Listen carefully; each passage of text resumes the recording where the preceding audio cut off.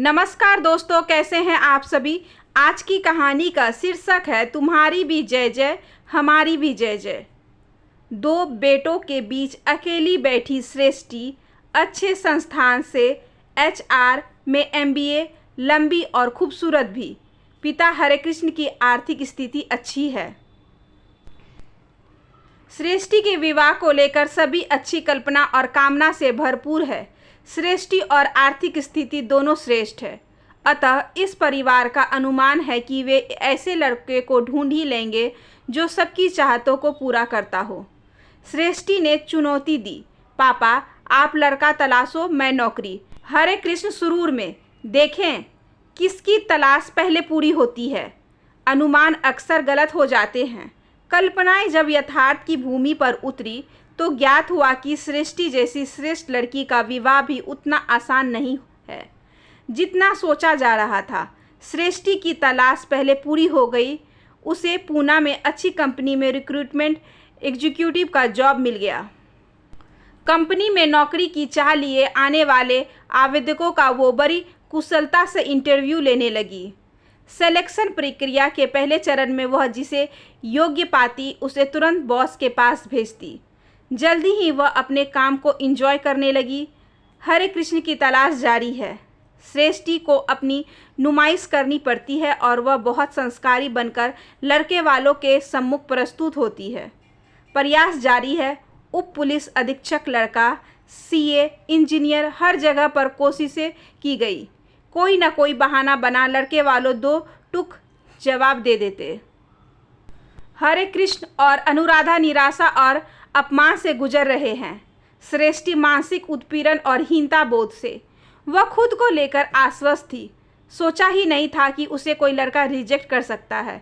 सोचा ही नहीं रिजेक्शन के कैसे कैसे कारण होते हैं। वे इस देखने दिखाने से तंग आ गई थी। एक दिन बहस पर उतर आई, माँ लड़का ही क्यों लड़की पसंद करता है, लड़की क्यों नहीं लड़का पसंद या नापसंद करती। मेरे पास डिग्री है, नौकरी, कॉन्फिडेंस व क्वालिटी है।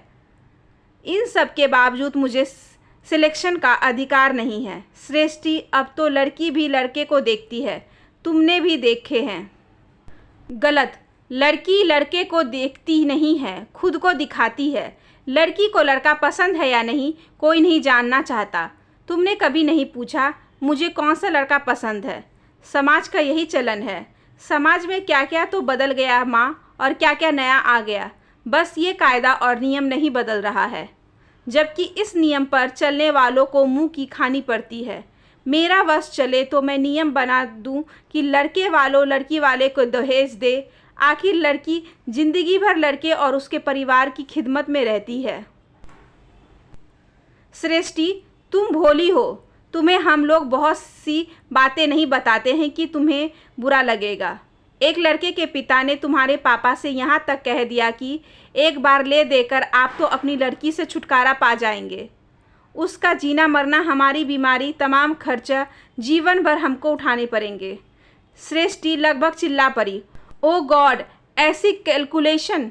माँ मैं शादी नहीं करूँगी। जहाँ संयोग होगा आसानी से बात बन जाएगी। परेशान क्यों होती हो। मेरी शादी नहीं हो रही है इसलिए मैं परेशान हूँ। तुम इस तरह क्यों सोच रही हो माँ।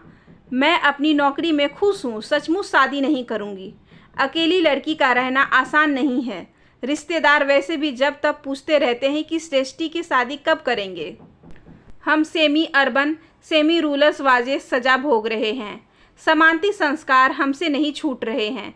हम खुद को बहुत आधुनिक मानते हैं, तब भी ये संस्कार अपभ्रंश के रूप में हमारे दिमाग में मौजूद हैं। तुम और पापा लड़के वालों के हाथ जोड़ते फिरते हो, जबकि मेरे ऑफिस की कुछ लड़कियां लिव इन रिलेशनशिप में है और खुश हैं। उन्हें कोई दिक्कत नहीं है। सृष्टि कोई भी तरीका या प्रथा ऐसी नहीं है जहां दिक्कत ना हो।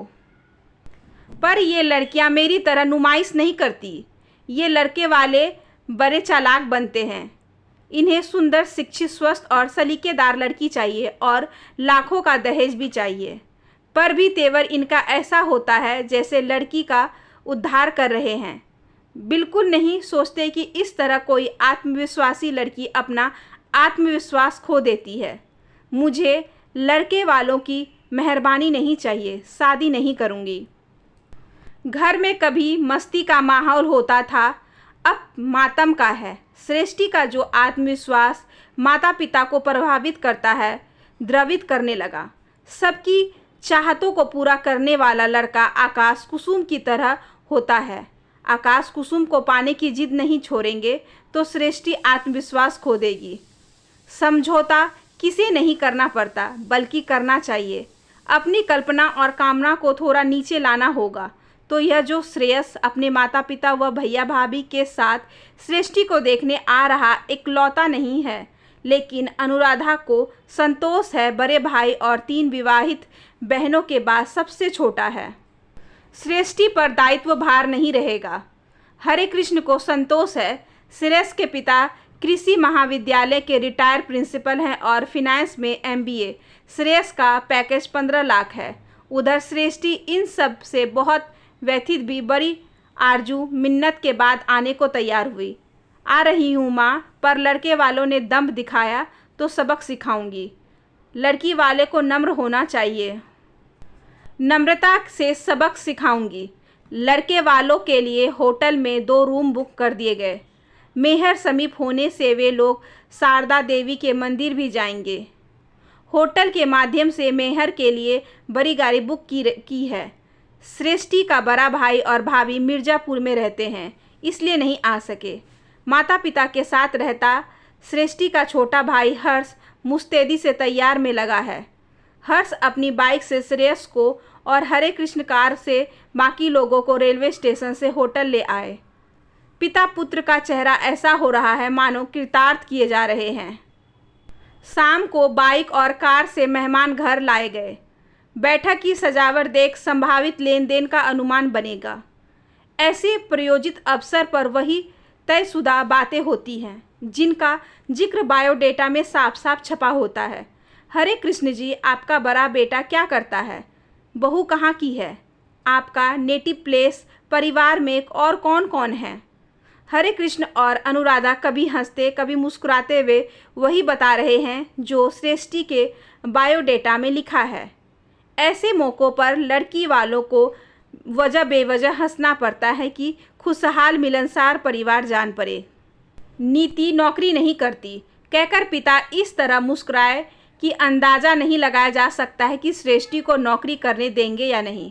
सृष्टि की इच्छा हुई कहे, हो सकता है नीति जी मेरी तरह डिजर्विंग ना हो सकता है नौकरी ना करना चाहती हो सकता है नौकरी ना मिल रही हो, पर नहीं कहा वरना लड़की तेज है का ठप्पा लग जाएगा।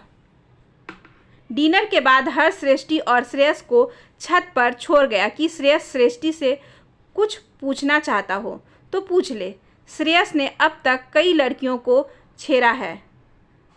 एक लड़की से एक तरफा प्रेम किया, 2 लड़कियों से ब्रेकअप हो चुका है, 3 लड़कियों को रिजेक्ट किया, 2 लड़कियों को लटकाए हुए है कि सोचने के लिए वक्त चाहिए। इस वक्त असमंजस में शांत बैठा है।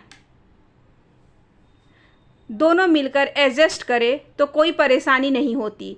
वैसे मैं रिक्वेस्ट करूंगी मुझे दिल्ली ऑफिस में भेज दिया जाए या जॉब छोड़कर दिल्ली में दूसरे जॉब के लिए ट्राई करूंगी।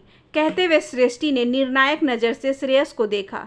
लंबा और हैंडसम है, सामने के बाल गिर गए हैं पर केस पतन के भव्य दिखाता ललाट मुझे बुद्धिमान दर्शा रहा है। नौकरी नहीं छोड़ना चाहती। लड़कियों को खुद को साबित करने का मौका मिलना चाहिए। मैं आपको कैसा लगा? पसंद हूँ? सृष्टि को प्रश्न आकस्मिक कम और अस्वाभाविक अधिक लगा।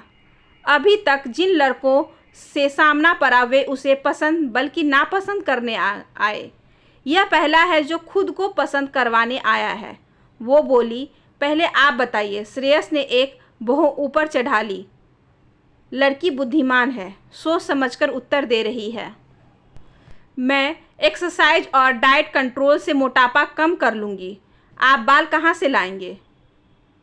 कहना क्या चाहती हैं आप? श्रेयस की अचंभित उंगलियां अनायास चकरा रहे माथे पर जा टिकी। सोचता था खुश होकर कहेगी कल से एक्सरसाइज शुरू कर देती हूँ। यह केस पतन बता रही है, क्या आप मेरी कमी बता रही हैं? आप भी तो, आपको सब अच्छा चाहिए तो मुझे भी चाहिए।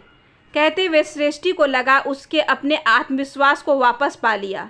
इधर श्रेयस को लगा श्रेष्ठता खोकर हीन हो गया है।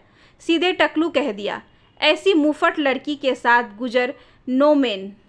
यह नादान बेवकूफ़ है या दम्भी है, जो भी है, ऐसी लड़कियां फ्लर्ट करने के लिए बेहतर हैं पर शादी के लिए नहीं। उसका मुंह सूख गया। आगे कुछ कहने पूछने की इच्छा बल्कि साहस ना हुआ। बस इतना ही कहा, नीचे सब लोग हमारा इंतज़ार कर रहे होंगे। वे लोग चले गए। एक बार फिर नाकाम हुए। सृष्टि की बेफिक्री तो देखो। श्रेयस को टकलू कहकर गुड़ गोबर कर दिया और अब पूना के लिए रवाना होते हुए कह गई, वे लोग फ़ोन नहीं करेंगे।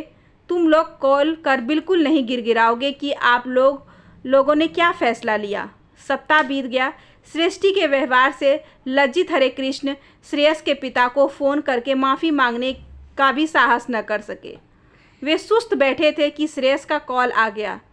हरे कृष्ण से आदर से बात की और सृष्टि का मोबाइल नंबर पूछा। उम्मीद का सिरा थामते हुए हरे कृष्ण ने नंबर दे दिया। अनुराधा ने सृष्टि को समझाते हुए थोड़ा तमीज़ से बात करने की सलाह दी। सलाह पर सृष्टि ने गौर नहीं किया। श्रेयस जिस टोन से बात करेगा वो उसी टोन में बात करेगी। वह अकड़ेगा तो वो भी अकड़ेगी। वह तमीज़ दिखाएगा तो वो भी दिखाएगी। श्रेयस के कॉल पर सृष्टि सदमा खाई सी लगी।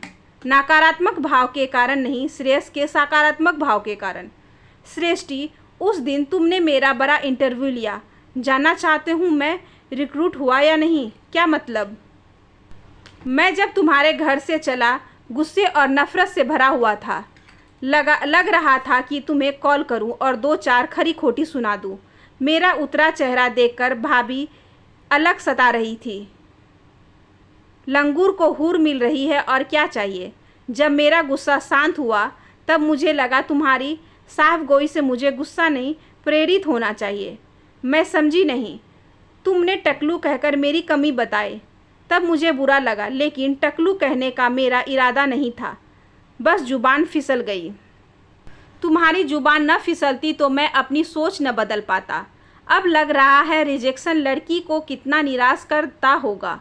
लड़के वालों छोटी छोटी नामामूली सी कमियां, बल्कि वो कमियां भी ढूंढ लेते हैं जिन कमियों पर आमतौर पर ध्यान नहीं जाता। ऐसा कर वे अपनी बेवफाई या घमंड साबित करते हैं। सच कहता हूँ नीति, भाभी के लिए मुझे पहली बार अफसोस हुआ। वो कैसे? मैंने तीनों दीदियों को बहुत याद किया। उनकी शादियों में मम्मी पापा ने बहुत पापड़ बेले थे। मंजली दीदी की शादी के कार्ड छप गए तब लड़के वालों का फरमान आया कि और कैश चाहिए। पापा ने शादी तोड़ दी। लड़के वालों ने नहीं सोचा था कि पापा ऐसी कठोरता दिखाएंगे।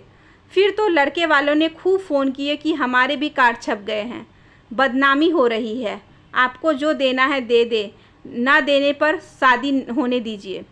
पापा नहीं माने। बाद में दीदी की दूसरी जगह शादी हो गई और अच्छी हो गई। पर उस समय घर में जो महनूस माहौल था, हमारी बदनामी हुई थी। तुमने अनजाने में मुँह वह सब याद दिला दिया। मैं मानता हूँ लड़के फरिश्ते नहीं होते, उनमें भी कमी होती है। वे टकलू हो सकते हैं। कहा न जुबान फिसल गई थी। तुम्हारी यही ईमानदारी मुझे अच्छी लगी। तुम मुझे पसंद हो मोटापे के बावजूद, यदि तुम मुझे टकलेपन के बावजूद पसंद करो। मैं इस देखने दिखाने से ऊब गई हूँ। शादी नहीं करूँगी, तुम्हारे दर पर धरना दूंगा, तब तो करोगी। और हाँ, एक्सरसाइज मत करना, तुम मोटी ही अच्छी लगती हो। सृष्टि ठहाका मारकर हंस पड़ी। आप भी बाल उगवाने की कोई क्रीम न आजमाइएगा, टकलेपन के कारण बुद्धिमान लगते हैं। श्रेयस ने भी ठहाका लगाया। तब तो तुम्हारी भी जय हो, हमारी भी जय जय। और दोनों एक साथ जोर से हंस पड़े। आशा करती हूँ कि आज की ये छोटी सी कहानी आपको अच्छी लगी होगी। अगर अच्छी लगी हो तो please like, share and subscribe करें हमारे चैनल को। ज़्यादा से ज़्यादा शेयर करें और बेल आइकन को ज़रूर प्रेस कर लें ताकि अगली वीडियोज़ की नोटिफिकेशन आपके पास सबसे पहले पहुँचे। धन्यवाद।